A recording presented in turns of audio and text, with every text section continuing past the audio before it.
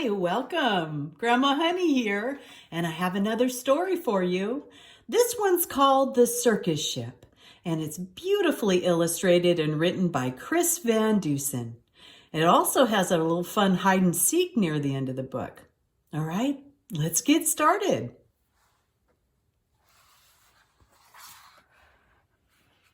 "5 miles off the coast of Maine and slightly overdue, a circus ship was steaming south in fog as thick as stew.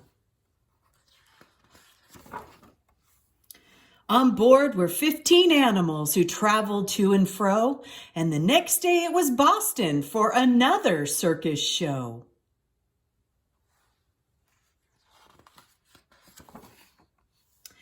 The captain, Mr. Carrington, was honest and sincere.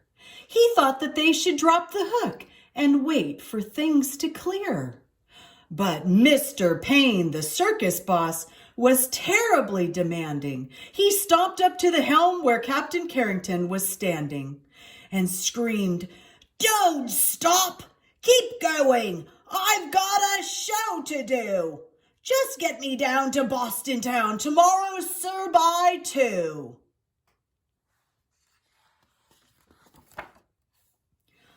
Then came a crash, an awful bash, and things flew into the air. The ship had smashed into a ledge that no one knew was there.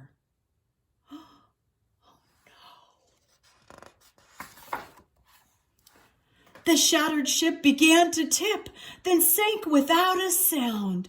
The splashing, thrashing animals swam round and round and round.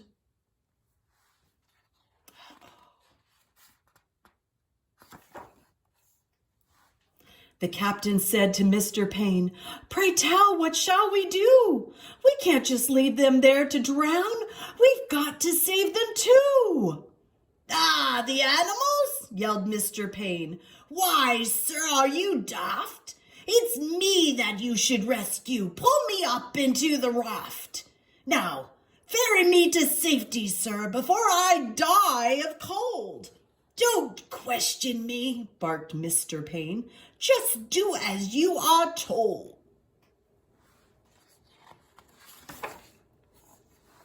Through chilly water all night long, the animals swam on until they reached an island beach just before the dawn. They pulled themselves up on the shore, bedraggled, cold, and beat, then staggered to the village on weary, wobbly feet.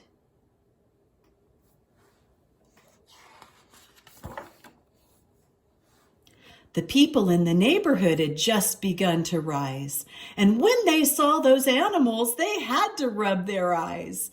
They thought they saw an elephant. But wait, how could that be? And what's that little monkey doing in the cherry tree?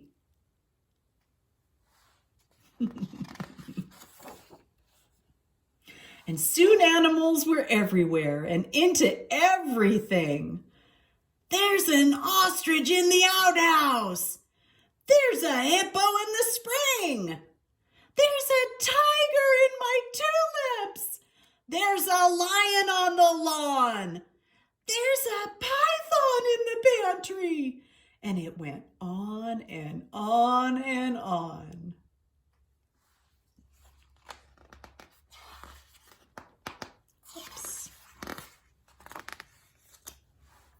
Mr. Hood was stacking wood and nearly jumped a mile when he found the alligator sleeping on his pile.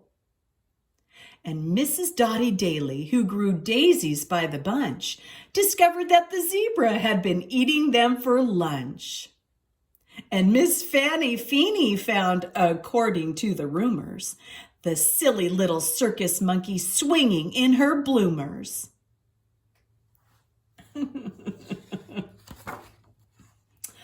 But everything changed quickly, like the turning of the tide, the night the Abbott shed caught fire with Emma Rose inside. From high above the Abbott's farm, the tiger saw the shed. The sight of smoke and fire triggered something in his head. He jumped through flames 1,000 times back in his circus days. So he ran past all the people and he leapt into the blaze. Oh my goodness. Then everybody panicked. Help!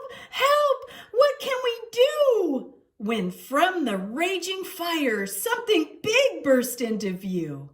It was the most amazing sight, and everybody froze when they saw the tigers saving little Emma Rose. Yay! The tiger's risky rescue changed everybody's mind.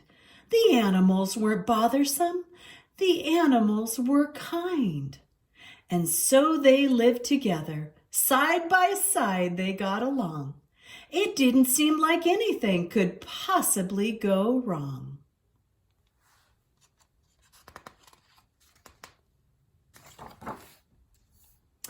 Then Little Red, the messenger, came running with the word.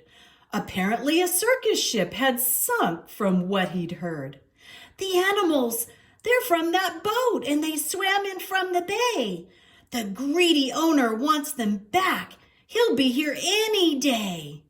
And so the people called a meeting and they quickly hatched a plan. No animal that came ashore would sail off with that man. Oh, the next day at the crack of dawn, a ship was at the pier, and up the lane marched Mr. Payne, whose voice was loud and clear.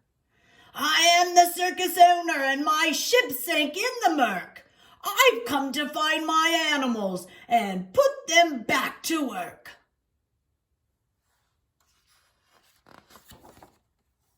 He hiked until he came into the center of the town. His face was red. He scratched his head, and he stood there with a frown. Mr. Payne looked high and low, but still he couldn't see the 15 circus animals of his menagerie. So, can you find them? They're hiding so well that Mr. Payne can't find them. Can you find the 15 animals? Look hard. Now let's start over here. There's one. There's one. Here's one. Oh, and here's one. What about this one? Did you see this one? And here's one. There's one. Oh, and it looks like there's one. And there's one. And there's one. And how about that one? And over here, there's one. And here's one way over here. And then there's one. That makes 15. How fun is that?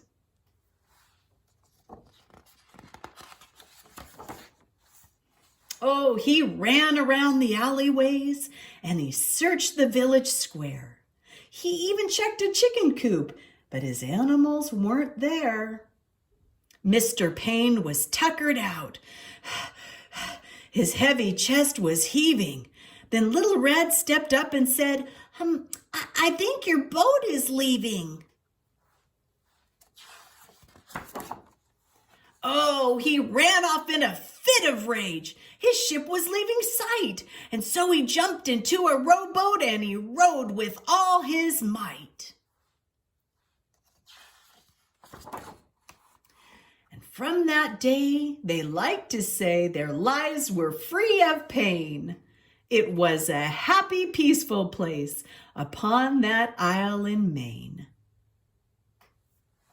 The end. That's our story for today. the Circus Ship. Bye-bye for now. Be blessed.